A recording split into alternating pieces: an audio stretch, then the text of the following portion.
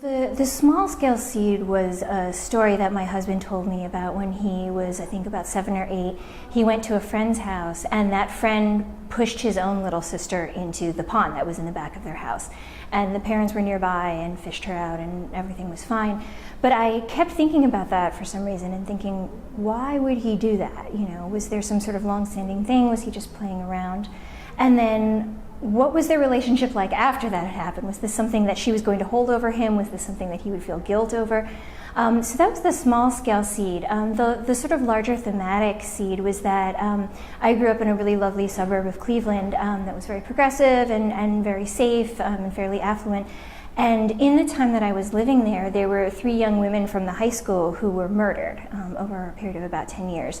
And that made a really big impression on me, partly because it was so shocking, but also partly because I had sort of known them, or I knew their family members, and I thought that I knew the world that they lived in. And I started to think, were there things that we didn't know about their lives? You know, not that they were at fault, was there some way that we could have seen this coming and prevented it?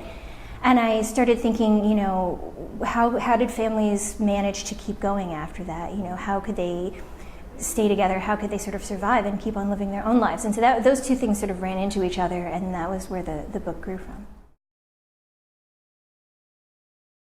As I started to get to know the family and to sort of understand the issues that they were wrestling with and the sort of demons that they were facing, it seemed to me that the 1970s was a spot that really highlighted all of those issues really clearly. So, for example, Marilyn, the mother, is really sort of torn between the era in which she came of age, which is the 1950s, and the sort of restrictions that that placed on women, and the era that she sees her daughter growing up in, which is the 1970s, where there are a lot more options available.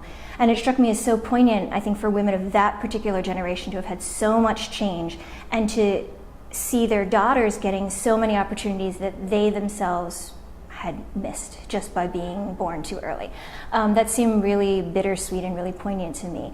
And then likewise, the fact that this is a mixed race family, that would have been a much bigger deal in the 1970s. It would have been much more unusual, and it would have been a much more unusual thing for them to have gotten married in the 1950s, during a period when it was still legal in some states for interracial marriage to occur.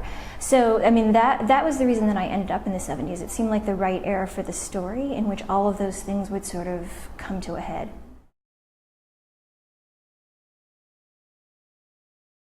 I'm really glad to hear you say that that's an important part, but it's not the whole story, because to me this was always sort of a story about family. And if you had asked me before I started writing the book if I was ever going to write a book about Asian characters, I probably would have said no, because I grew up in areas that really had almost no Asian population, and I don't speak Cantonese, which is my family's dialect. I don't know a lot of that, and so I feel somewhat distanced from that culture. So because I grew up sort of at a distance from my family's culture, my parents came from Hong Kong, and so you know, are very much identify with a lot of Chinese culture.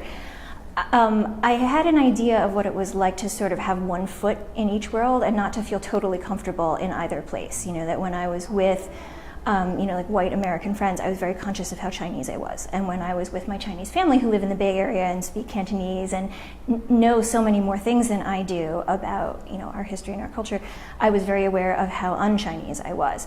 And I wanted to sort of explore that in the book. And what ended up happening was that as I got to know the characters again, it struck me that they were dealing with the same sort of divide, the same sort of being not torn, but having part of them in each different culture.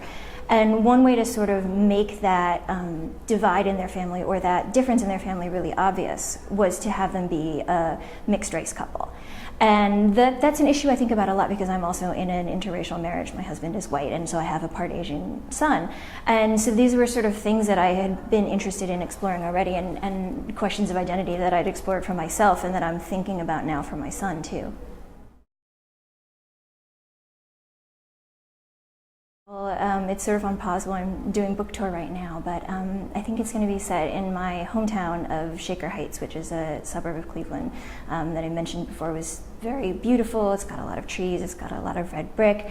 It's very progressive, and it's very racially diverse in terms of black and white, and that was actually one of the reasons that my parents moved there.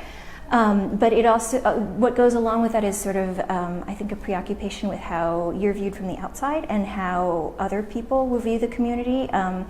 And so the example that I always give is that on garbage day, you're not allowed to bring your garbage to the curb because it will make the street look messy. And so they have really small garbage trucks that are about the size of golf carts that zip down each driveway, and they pick up the garbage in the back and they ferry it out to the big garbage truck in the front, and they do that at every house so that there's never garbage on the street. And I think it's sort of quirky, first of all, but it's also sort of metaphorically rich that you have to kind of keep all of the garbage and all the messy stuff hidden, and there are a lot more sort of quirks like that. So what I'm working on is a story about a family that lives there, and then a family that comes from out of town that has some secrets in the ways that those two families sort of get intertwined with each other and stir up some trouble for each other.